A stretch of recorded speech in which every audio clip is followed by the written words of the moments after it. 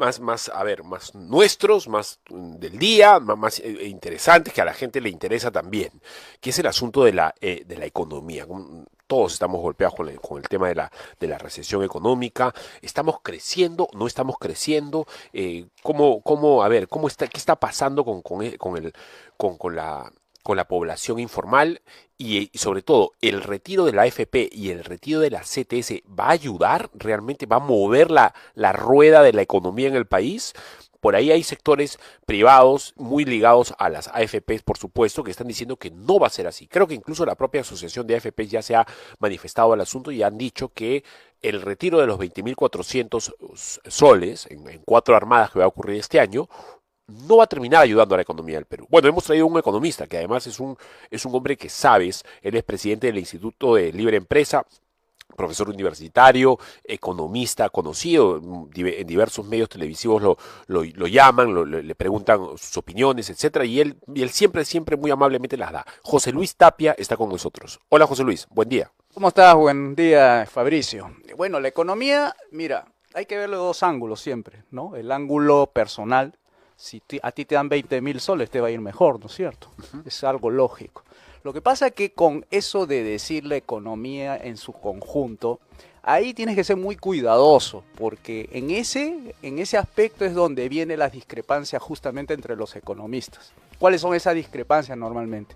Cuando dicen que ese dinero, esos 20.000, si tú lo tomas en su conjunto, que más o menos son como 20.000 millones de soles que va a salir de las arcas de las AFP, es como tratar de adivinar qué va a hacer la gente con cada vez que reciba el dinero. Y entonces ahí es donde se podría decir, por un lado, es bueno para las personas, sí.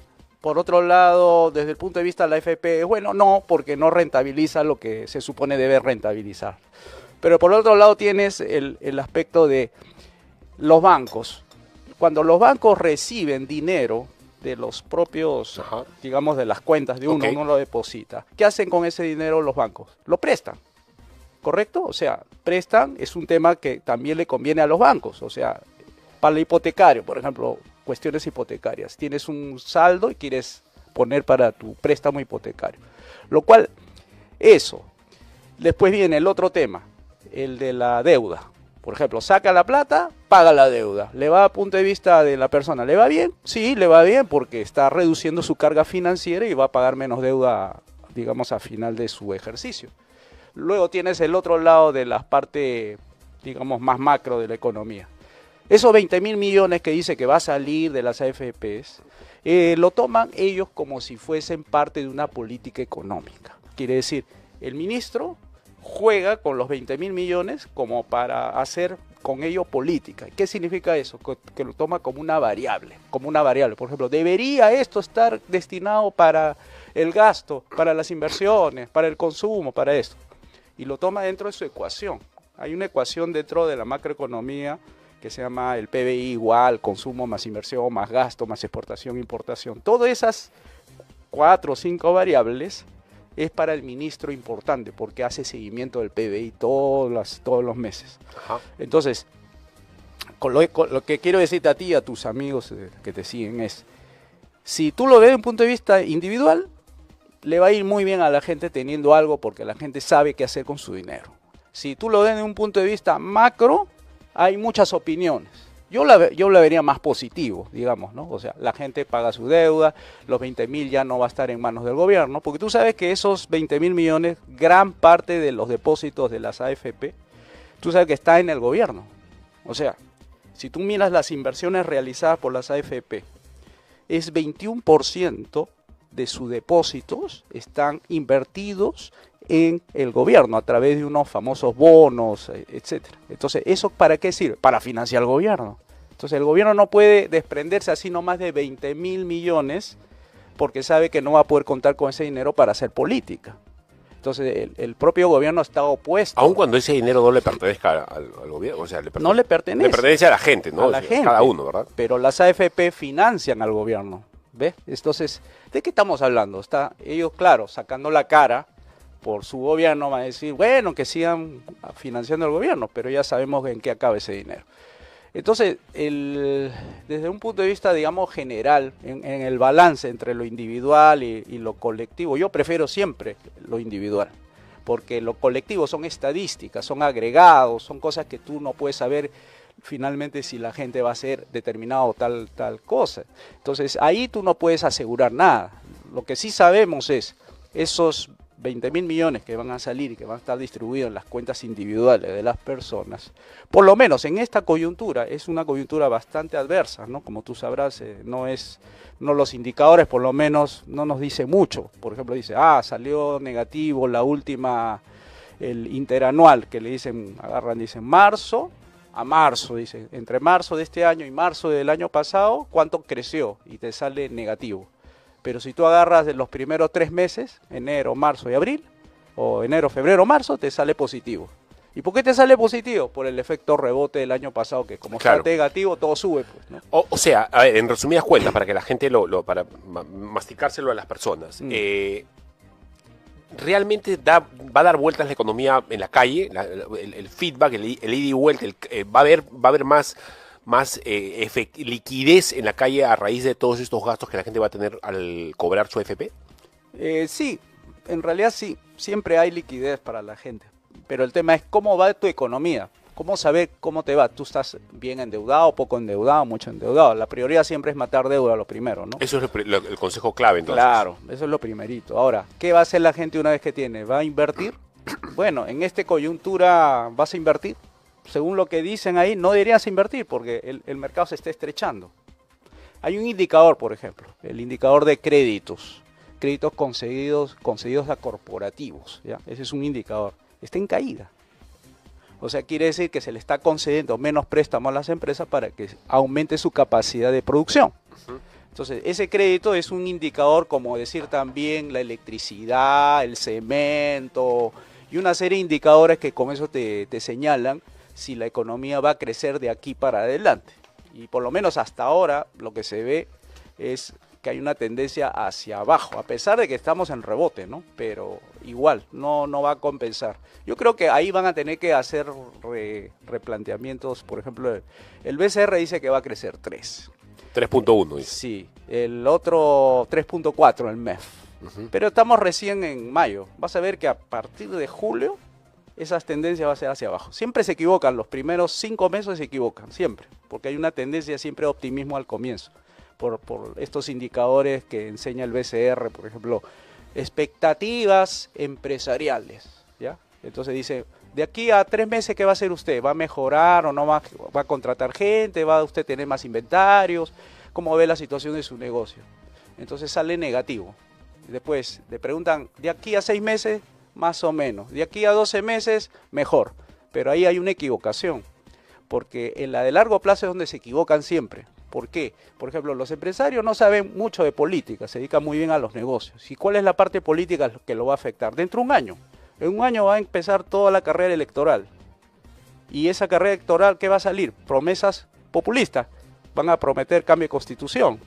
Y cuando eso suceda, todas las inversiones que ellos querían hacer se va a frenar. Porque siempre en periodos electorales se frena todo por la incertidumbre que causa esas promesas de esas personas que dicen vamos a cambiar la constitución, claro, vamos a hacer populismo, vamos a aumentar los sueldos. Entonces eso asusta y ellos no saben. Y sin embargo, ¿cómo declaran que sí va a estar mejor la economía dentro de un año, ¿no? A ver, el tema de la recesión económica, José Luis, quería que se lo expliques a la gente.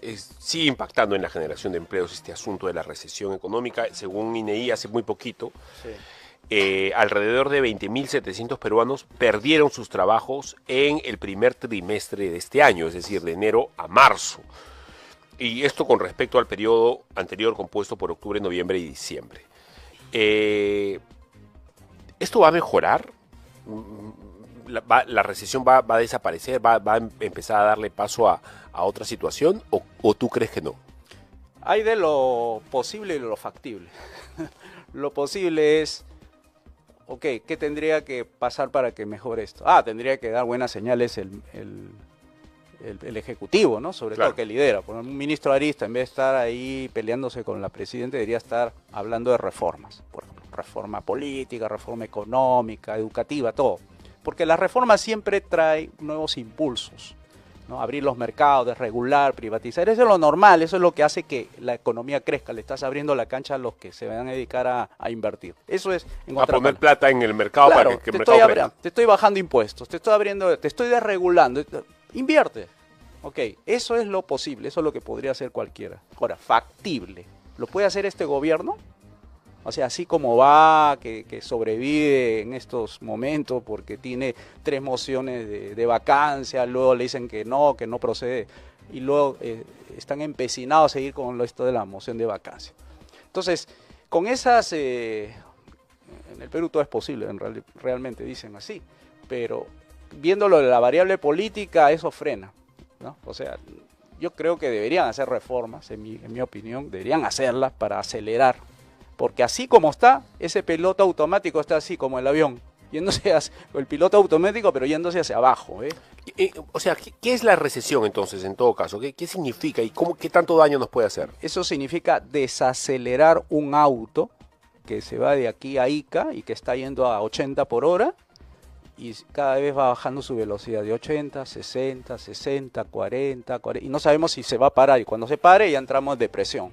Depresión significa todos los empleos se destruyen, nadie invierte y ya todo es negativo. Tiene que ser un año o 6 meses más o menos que todo sea negativo, negativo, negativo, negativo. Y entonces ya no se crece, sino se decrece.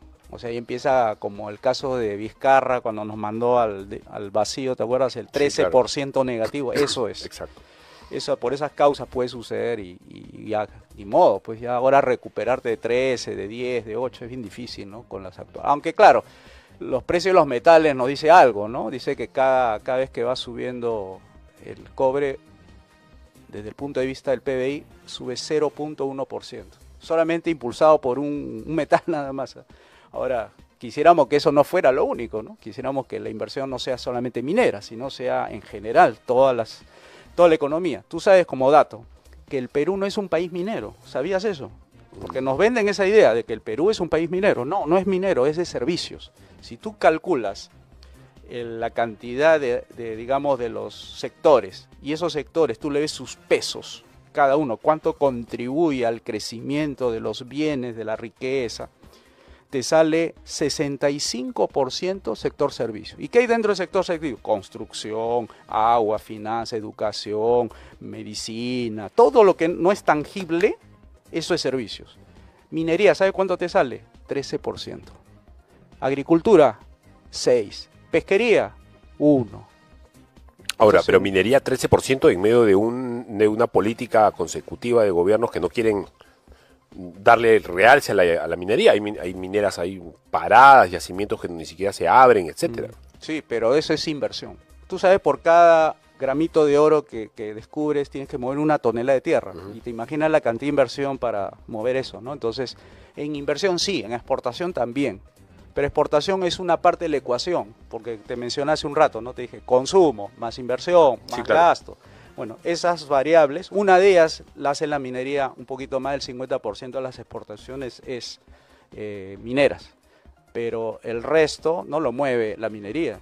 Lo que lo mueve es el sector servicio. ¿Y qué es sector servicio?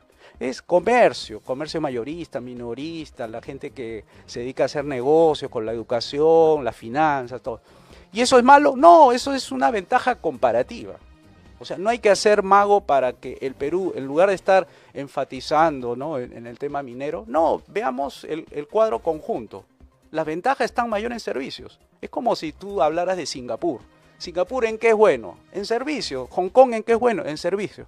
¿Y ellos viven de la agricultura? No. ¿Viven de la industria pesada? No. Ellos viven del sector servicio. Hong Kong se convirtió de un puerto pobre, más o menos en los 50, a ser una de las economías más ricas del mundo. ¿En base a qué? Que tenían un puerto que era muy estratégico por donde estaba Indonesia, por donde estaba China, Japón, y por ahí circulaban todos los barcos que se querían abastecer, descendían su mercadería para ser distribuida hacia el Asia Oriental, y luego seguían su camino hacia Japón, Nueva Zelanda, Australia. Eso era Hong Kong, y Hong Kong, luego del comercio mundial, pasa a ser un hub financiero. Eso es más o menos como yo estaría viendo si funcionara bien el tema de Chancay. Si el tema de Chancay se convierte, como fue en su momento Hong Kong, en los 50, podría ser que ese comercio mundial impulse a este proyecto de Chancay y se convierte en un polo de atracción de muchas ¿Eso puede inversiones. ocurrir? Puede ocurrir. ¿Qué tendría que pasar para que ocurra?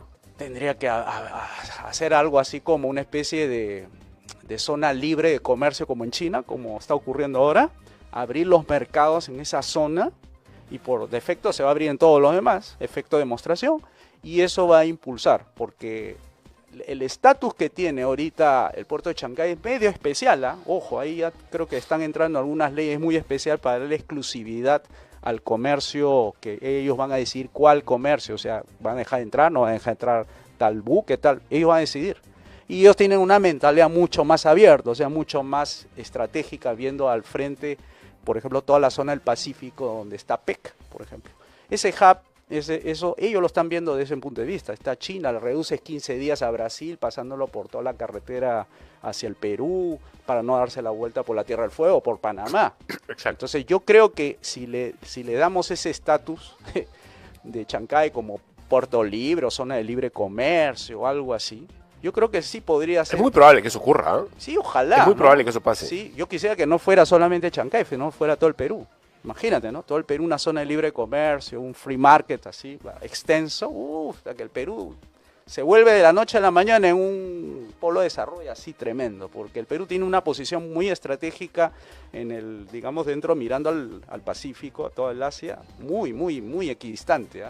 Antes de preguntarte por la CTS, porque la gente quiere que hables de la CTS y de si va a ser bueno o no retirarla, etcétera. ¿Por qué el Perú está ubicado en un punto estratégico? ¿Dónde está ubicado el Perú y respecto de qué está bien ubicado?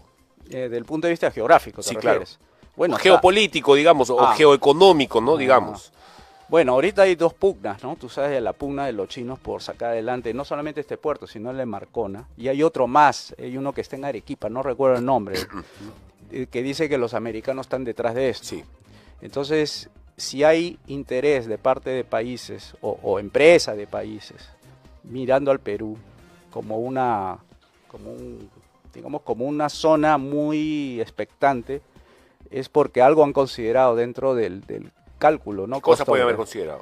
Bueno, el costo del flete, por ejemplo, ¿no? O sea, imagínate que Irán, la parte del Mar Negro, que ahorita está en una situación bélica, ¿no? Donde para pasar un buque de petróleo tienen que pasar por una serie de países, esos países están entre sí como Yemen, ¿no? Yemen, que ahí tienen una serie de ejércitos que ahí bloquean la entrada de los barcos americanos. Bueno, entonces están buscando por dónde desatorarse, ¿no? Por dónde irse, y entonces miran al Perú como una opción dentro de ese factor geoestratégico. Ahora, hay que mirar a China, siempre miren a China, no miren a Estados Unidos. Estados Unidos ya, yo lo veo mucho más debilitado que antes, por todas sus políticas últimas. Al punto puede que ya no puede afrontar 3 guerras, afronta una nomás, dice ya no puedo hacer la de Israel. A Israel le dice no, bájale un poco esto el nivel de belicidad, por ejemplo, porque no puede afrontar 3 guerras a la vez, o sea, su economía está muy debilitada. Entonces China está haciendo una alianza con los rusos, ¿no? Desde un punto de vista estratégico. Entonces, si los chinos y los rusos están viendo cómo unirse dentro del BRICS, que es otra fuerza comercial ahí, y miran al Perú como uno de los países que puede presentarle mejores oportunidades. Porque los países, las oportunidades van a crecer en cuanto crezcan ellos económicamente. Cuando crezcan, se fortalecen desde un punto de vista tanto militar. O sea, ¿cómo le das tu fortaleza a tu aparato militar si no es por el medio económico? No como la ocurrencia que se le dio a Estados Unidos en la guerra con Corea. En base a pura deuda financiaba su ejército.